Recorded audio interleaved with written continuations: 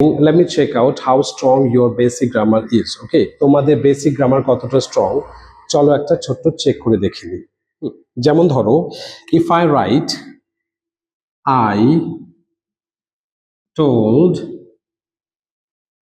him a story, I told him a story, এরকমই একটা simple sentence থাকবে। চাকরি পরীক্ষা তো জানোই, তোমাদের ছোট ছোট মাইনর মিস্টেকস গুলোকে পয়েন্ট আউট করে সেটাকে ধরে দিতে হয়, সেরকম বেশি বড় কিছু না। I told him a story, এই সেন্টেন্স থেকে প্রত্যেকটা ওয়ার্ড, প্রত্যেকটা পার্টস অফ স্পিচ তোমাদেরকে জানতে হবে।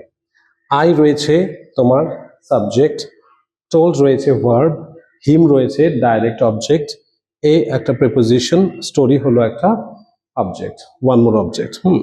তো এখানে যে আছে মনে রাখবে, in this sentence I told him a story।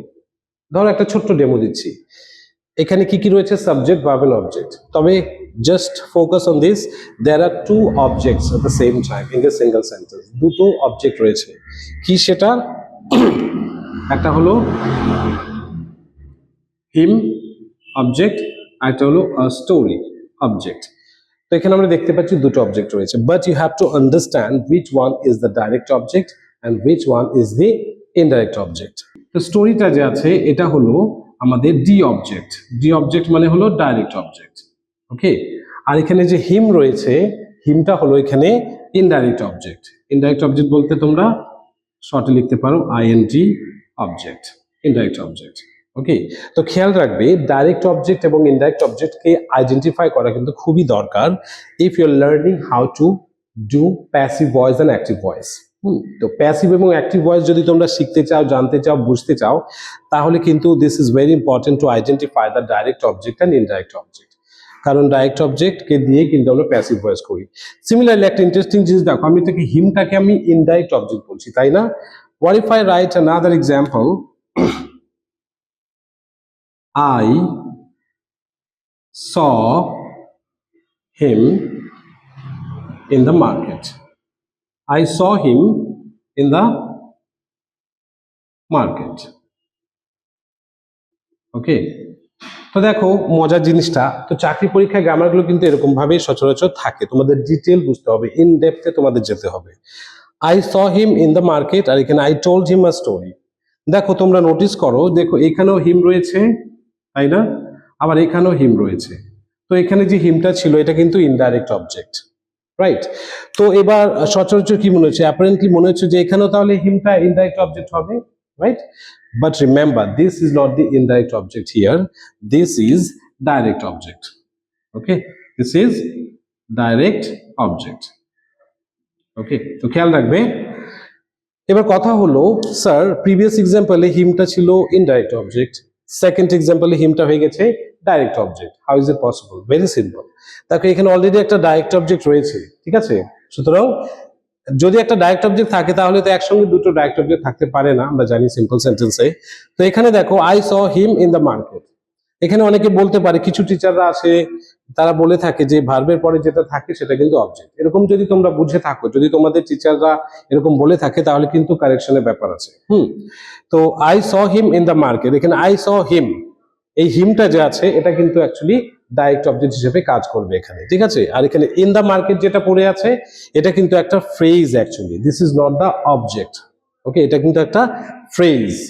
In the market, this is an adverbial phrase, it indicates the location, where, place, the place of adverb is adverbial clause। তো বলতে পারো এটা কিন্তু একটা adverbial clause অথবা sorry এটা clause না, এটা একটা অ্যাডভার্বিয়াল ফ্রেজ।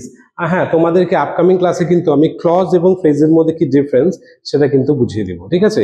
আর তোমাদের যে আপকামিং যে, আর তোমাদের যদি কোনো কনফিউশন থাকে, কোনো যদি রকমের প্রবলেম থাকে, and one more thing, if you have any confusions, any doubts regarding the detailed grammar section which I'm explaining right now, so definitely you can ask me your doubts, you can write your confusions or doubt, you can write your confusions or doubts on the comment box below। তোমাদের কি কি problem হয়ে থাকে তোমরা কিন্তু সেই প্রবলেমগুলোকে এই ভিডিওর কমেন্ট বক্সে কিন্তু তোমরা লিখতে পারো।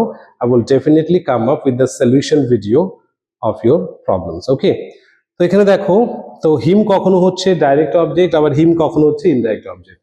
Isn't it so interesting? কি মজার বিষয় না? একই জিনিস বিভিন্ন রকমের গ্রামারের কারণে দেখবা চেঞ্জ হয়ে যাচ্ছে। আর ইন দ্য মার্কেট এটা হলো একটা ফ্রেজ, ঠিক আছে, এটা কিন্তু ফ্রেজ, এটা কিন্তু ক্লজ নয়। And in upcoming video, I'll just let you know the difference between clause and phrases. Okay? আর তোমাদের যদি এটা ছিল একটা ছোট্ট, so it was a small grammar draw. Okay? So it was a small demonstration why grammar sections are very important to learn. Okay? এটা একটা ছোট্ট demonstration ছিল যে এইভাবেই তোমাদের কিন্তু ডিটেল গ্রামার সেকশন গুলো শিখতে হবে, তাহলে কিন্তু যে চাকরি পরীক্ষায় যে গ্রামার সেকশনস গুলো আছে সেগুলো কিন্তু তোমরা ইজিলি ক্র্যাক করতে পারবে। Anyway, wish you all the best and always try your best. Anyway, so see you in my, so তোমরা যারা অনলাইন বা অফলাইন ক্লাসে কম্পিটিটিভ এক্সামের জন্য, ম্যাথসের জন্য, রিজনিং এর জন্য, আর ম্যাথস রিজনিং এবং সুতরাং তোমরা যারা গ্র্যাজুয়েট হয়ে গেছো চাকরি পরীক্ষার জন্য নিজেদেরকে প্রিপারেশন নিতে চাচ্ছ, তাদের ইংলিশ, ম্যাথস, রিজনিং এর জন্য স্পেশাল গাইডলাইন্স তোমরা পেয়ে যাবে। আমি দেব ইংলিশের জন্য, আর আমার ফ্রেন্ড থাকবে যিনি কি অলরেডি ডব্লিউবিসিএস অফিসার, সে তোমাদেরকে ম্যাথস এবং রিজনিং এর জন্য ক্লাসেস দেবে। Okay, so see you in upcoming classes. আমার সাথে কানেক্টেড থাকো।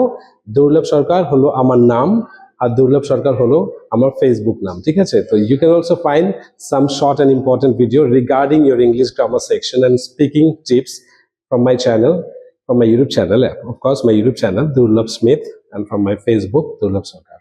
Okay, always try your best, and God will do the rest. Bye bye.